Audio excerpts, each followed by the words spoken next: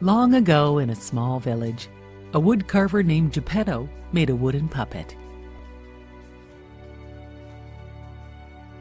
It looked so much like a real boy that Geppetto gave it a name, Pinocchio. The old man was so happy, he showed the puppet to his cat Figaro and his goldfish Cleo.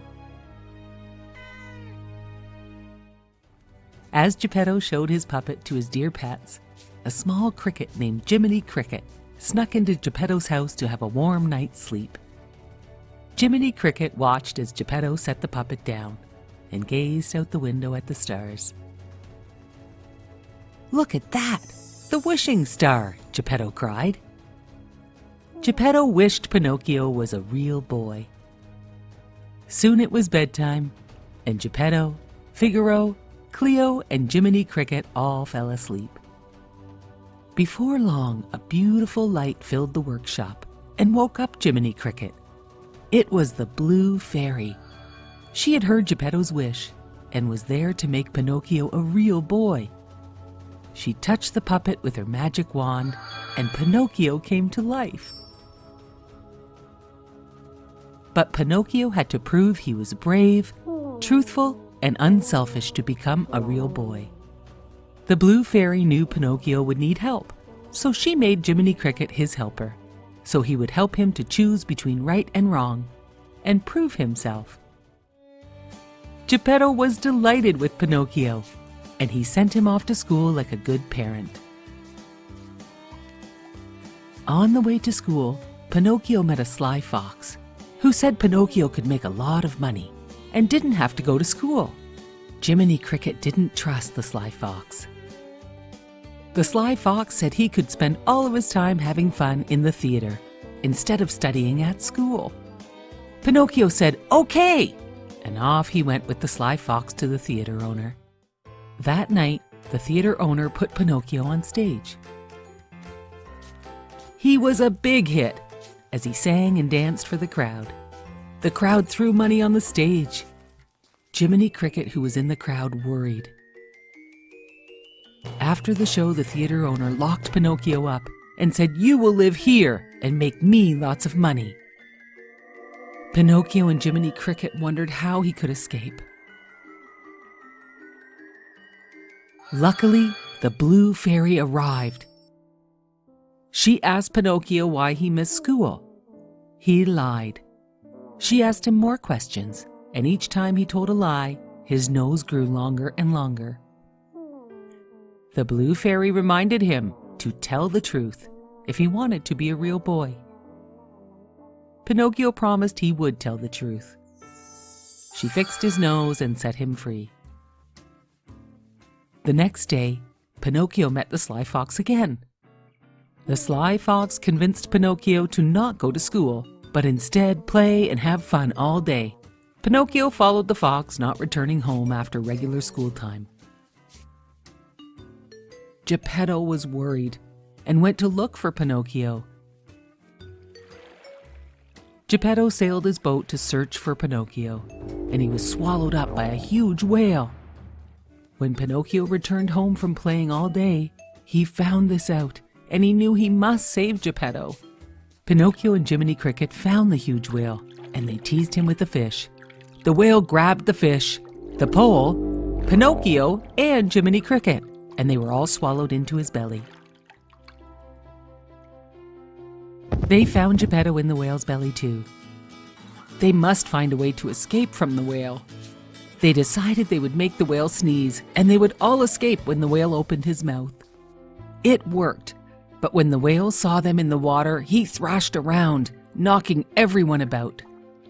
Pinocchio had to grab Geppetto to save him. After a while, the water settled down and Geppetto and Jiminy Cricket awoke on the beach. They found Pinocchio lying lifeless on the rocks. Geppetto was heartbroken, and he carried his son home in his arms, convinced he had lost Pinocchio forever. Back in the workshop, Geppetto and Jiminy Cricket cried, and then all of a sudden, the Blue Fairy appeared. She touched her wand on Pinocchio and said, "Awake!" Pinocchio awoke, and the Blue Fairy said, By saving Geppetto, you have proven yourself to be brave, truthful, and unselfish." "I am a real boy!" shouted Pinocchio. Pinocchio, Geppetto, Jiminy Cricket, and all the pets celebrated and danced as Geppetto's wish had come true. Pinocchio was a real boy. Once upon a time, a carpenter named Ali Baba lived with his wife in a forest in the Middle East.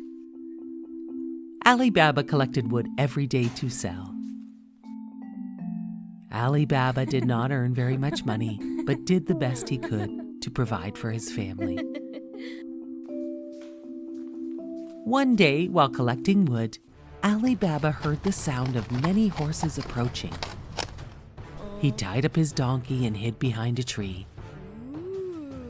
Ali Baba then saw 40 men on horses stop and unload bags of gold coins and treasures. Ali Baba realized this group must be thieves. Just then, one of the men moved towards a large rock and started to shout, "Open sesame!" Suddenly, the large rock moved and revealed a cave. All the thieves loaded their bags into the cave. The rock closed over the cave opening after the thieves left their bags of treasure. The leader yelled, "Close sesame!" and the rock sealed the opening. The thieves left and Ali Baba could not believe what he had just seen. He ran over to the rock and yelled, "Open sesame!" The rock opened to reveal the cave. Ali Baba crept into the cave and was overwhelmed when he saw all the gold coins and treasures in the cave. He filled 3 bags and ran out of the cave. Just like the thief, Ali Baba shouted, "Close sesame!" The rock sealed the cave. Ali Baba loaded up his donkey and headed home to surprise his wife with all the treasures. His wife could not believe it. Ali Baba told her the whole story about the thieves and the cave. His wife wanted to see how much money they had. Ali Baba suggested they bury their newfound treasures. Ali Baba's wife agreed, but knew they needed to count the gold coins with a money cup first. She told Ali Baba they should borrow a money cup from his rich brother Kasim. Ali Baba warned his wife not to say a word about the treasure to anyone. Despite his warning, Ali Baba's wife secretly went to his brother Kasim's mansion and asked to borrow the money cup. Kasim lent her the cup but was suspicious, as he knew Ali Baba had no gold. He was just a poor carpenter. He secretly found out when Ali Baba's wife returned the cup that she had used it to measure gold.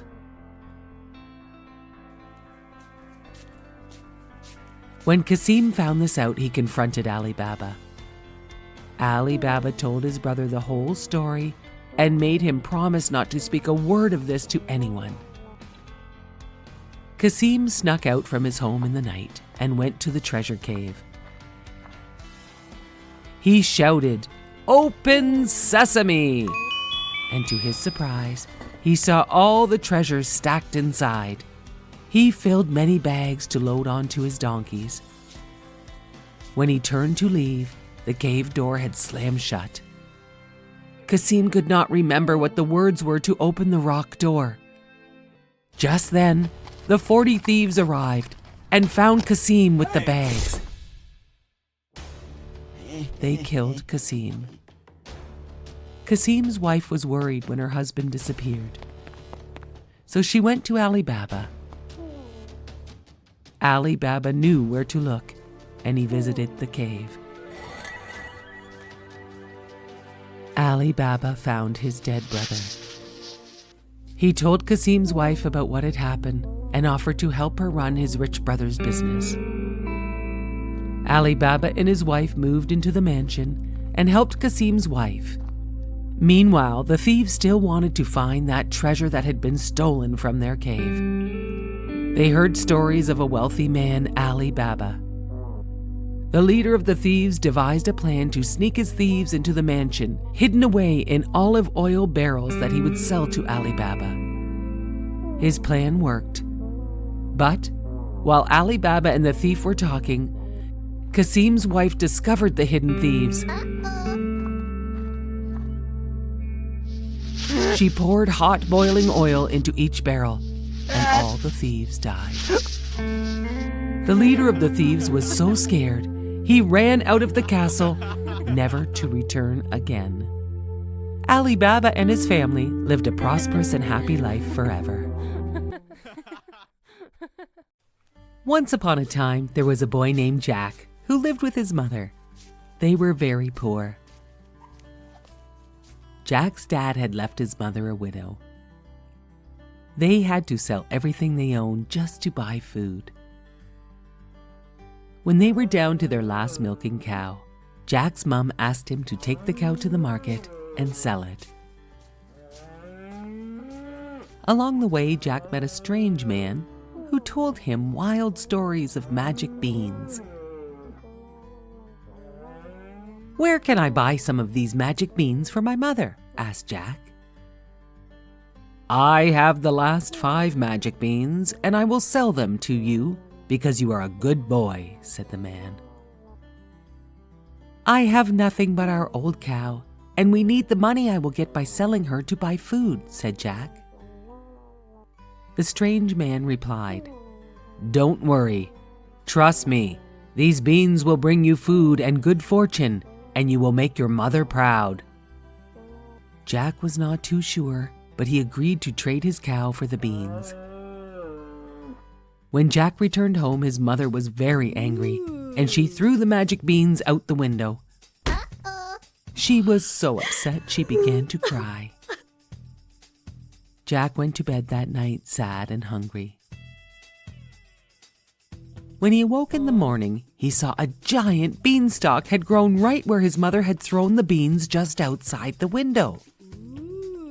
"The beans really are magic," he said. He could see the beanstalk reached all the way to the clouds high in the sky. Jack had heard stories of the clouds being filled with gold coins, so he began to climb the beanstalk to see what he could find. Jack climbed and climbed, and when he reached the top, he saw a giant castle. Jack slipped by the giant castle door. Once inside, he saw a giant man eating a huge dinner. Jack watched him eat. When the giant man was finished his dinner, he called for his servant to bring him his bag of gold coins. The giant was so full he fell asleep. Jack snuck up and took his bag of gold coins, running out of the castle as fast as he could and climbing down the beanstalk with the heavy bag. Jack's mother was very surprised and happy, as the gold coins in the sack were the same amount of coins the giant had stolen from Jack's father many years ago. Jack's mother also made Jack promise to never return to the giant's castle. She warned him how dangerous it was to go there, but soon the money began to run out. Jack wondered if he could find anything else in the giant's castle. He decided to climb back up the beanstalk to visit the giant's castle. He saw the giant eating his dinner. When he was finished, he called for his servant to bring his magic hen.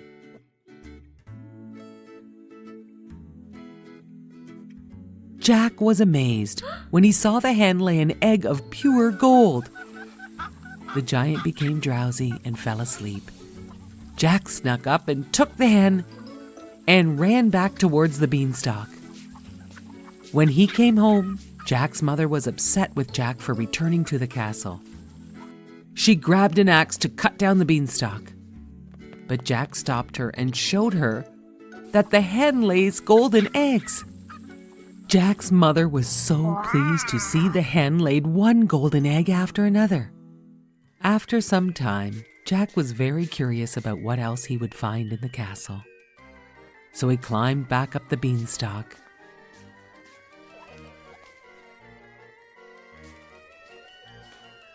He found the giant in his castle eating his dinner. He finished his dinner and called for his servant to bring his magic harp. Jack was surprised to hear the harp play beautiful music all by itself. The giant dozed off to the beautiful music coming from the harp. Jack snuck up and snatched the harp to take back to his mother.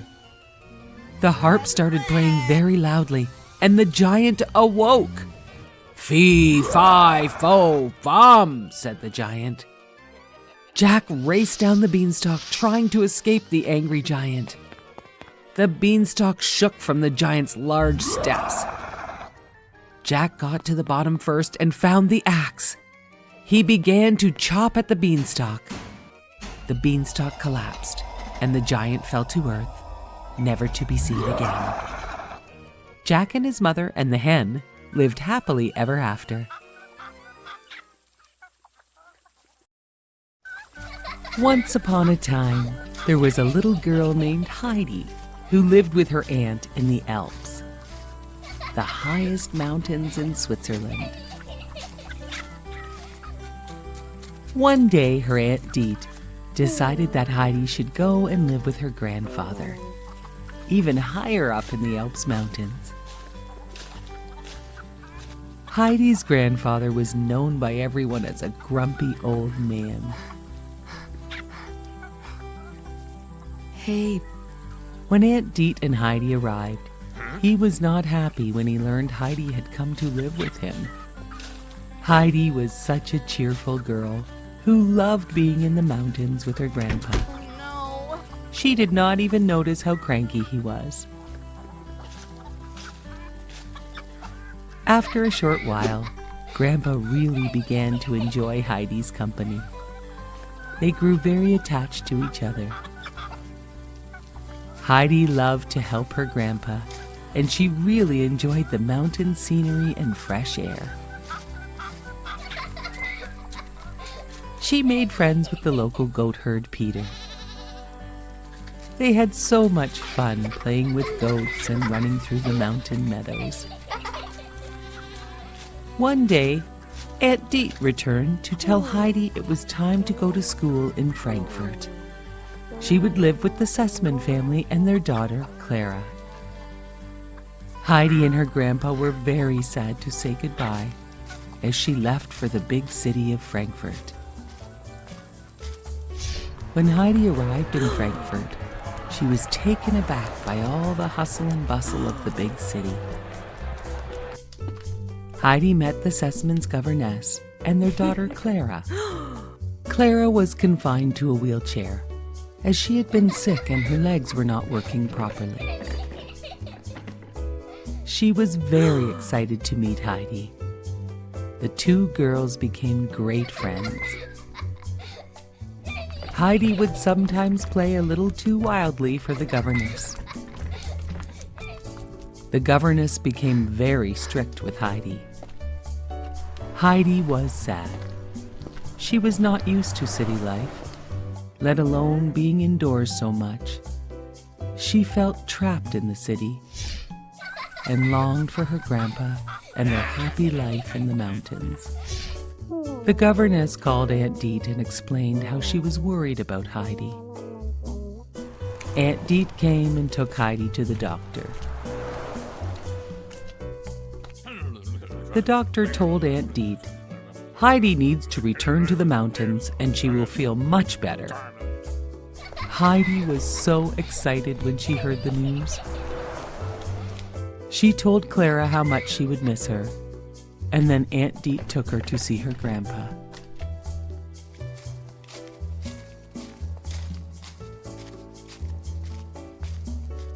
When Heidi arrived at her grandpa's, they were so happy to see each other. Heidi immediately felt so much better. She called Clara to say she missed her, but she was also feeling so much better being back in the mountains. Clara asked her parents if she could visit Heidi, They said yes. Clara's parents also hoped the fresh mountain air would make Clara feel a little better. Clara arrived and played with Peter and Heidi. Clara loved the mountains and the fresh air and the goats. And she also began to feel so much better.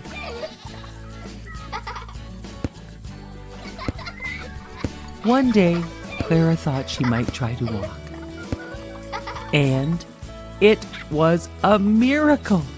She actually was able to get out of her wheelchair and take some steps.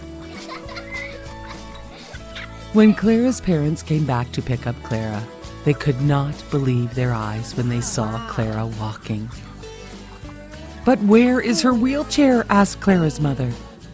Peter admitted he had an accident. The wheelchair was now broken. Peter said how sorry he was. But Clara and her mother forgave him. "You helped me learn how to walk, Peter," said Clara. "And for that I am forever grateful."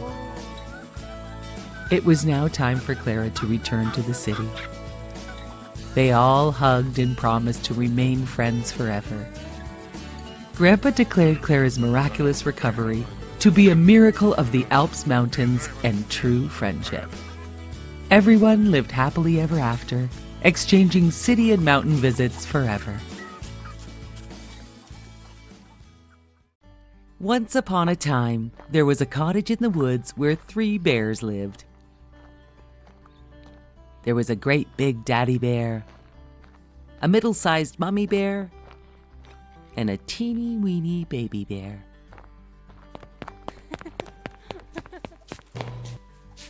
One morning, Mummy Bear made porridge for their breakfast. The porridge was too hot to eat.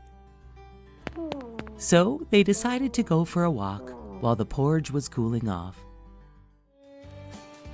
A lovely girl named Goldilocks went for a walk into the woods. Even though her mother had warned her not to go for a walk alone because she could get lost. Goldilocks, with her long blonde braids, went for a long walk and soon came across the bear's cottage. Goldilocks had no idea who lived in this cottage.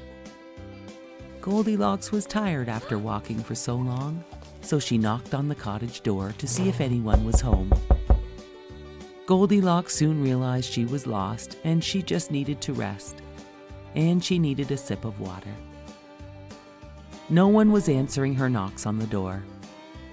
Then she realized the door was open. And when she looked into the cottage, she saw 3 chairs with 3 bowls of porridge in front of them. She was so hungry, so she tried the big bowl of porridge. "Ouch," she said.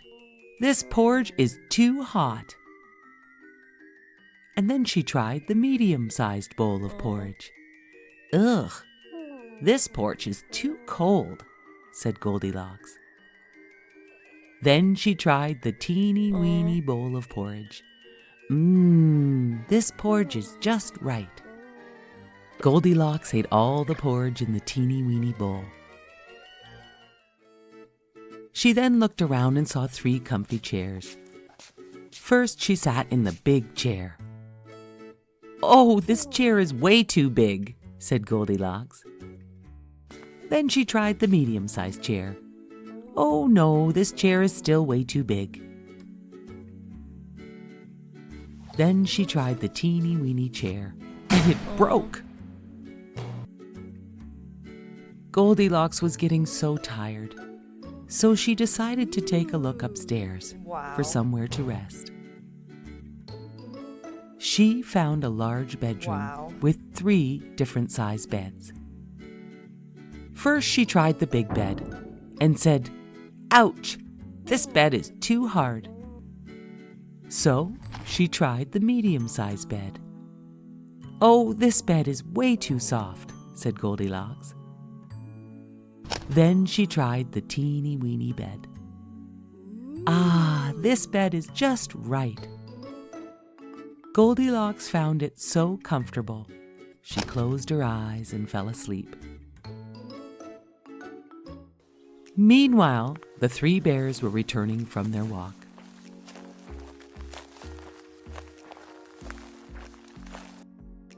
The bears were shocked to see all their porridge had been tasted, and Baby Bear's bowl was totally empty. Then they noticed someone had been sitting in their chairs, and Baby Bear's chair was broken. The three bears walked upstairs. Daddy Bear said, "Who's been sleeping in my bed?" Mummy Bear said, "Who's been sleeping in my bed?" Baby Bear said, "Who's been sleeping in my bed? And they are still here." Just then, Goldilocks woke up and saw the three bears.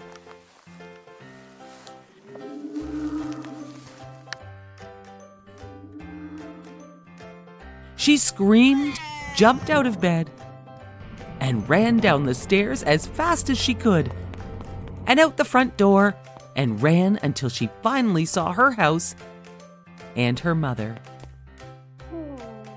Goldilocks promised her mother she would never go to the forest by herself again. Goldilocks told her mom how she had become lost and found a cottage that three bears lived in. She told her mom that she was scared by the bears and she ran away. She never wanted to feel scared by the bears again.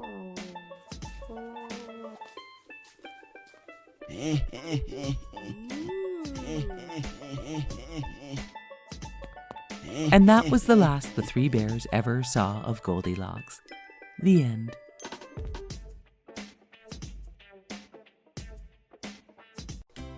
Once upon a time, there was a lovely princess who liked to take long walks into the woods. She wanted to play by the beautiful pond in the woods. After a while, she came upon the lovely pond. She sat by the side of the pond and began skipping rocks and enjoying her time. She had brought with her her treasured golden ball, a special gift from her father, the king. It was her most treasured toy. She just loved it. She threw it up in the air and caught it many times. She threw up her golden ball again, and it came down with a splash and landed in the pond. "Oh no!" cried the princess. "My beautiful golden ball! How will I ever get it back?" Just then, she saw an ugly frog coming out of the pond. The frog spoke and asked her, why was she crying? The princess could not believe she was hearing a talking frog. She blinked her eyes, and then the frog offered to retrieve her ball if she would let him live with her in her castle. She agreed to the deal and said, "Of course." The frog jumped back into the pond and dove very deep down and retrieved the princess's golden ball from the bottom of the pond. Wow. He then gave it back to the princess. She was so excited to get her golden ball back that she began to run back to the castle, forgetting all about her deal, leaving the frog behind. The frog was very sad and yelled, "Don't forget our deal, that I will come and live with you in the castle." The princess answered back, "How can an ugly frog possibly live with me in my beautiful castle?" And she continued on her way. The frog knew he must go to see the princess at her castle. She had to keep the deal they had made. The frog knew he had to convince the princess she must let him stay with her, even if it was just for a night or two. The frog cleaned himself up so he looked his finest. He hopped out of the pond and started to hop towards the castle. The frog finally came to the castle during the dinner hour. He hopped into the dining room, and then the princess had to tell the king all about the deal she had made with the ugly frog, about how he retrieved her golden ball from the bottom of the pond, and that he expected to come and live in the castle for retrieving the ball. The king listened to the story, and he insisted she must keep her word, and he welcomed the frog in. The frog hopped along and followed the princess to her room. He made himself very cozy on a bunch of pillows on her beautiful bed. He then fell asleep. In the morning, the frog awoke the princess and asked her for a favor. The frog asked the princess to kiss him, and he would leave her alone forever. The princess was annoyed by the frog, but she could not believe it, and she said, "Why would I kiss an ugly frog?" Just then, a tiny teardrop came out of the frog's eye. The princess saw the teardrop and thought she'd best give the frog a kiss, then he would just go away anyway. As she kissed the frog, he turned into the most handsome prince. The princess could not believe her eyes. The handsome prince told her how the evil witch had cast a spell on him and had turned him into the ugly frog. The only thing that would break the spell was a kiss from a lovely princess. When the princess heard this story, she fell in love with him immediately.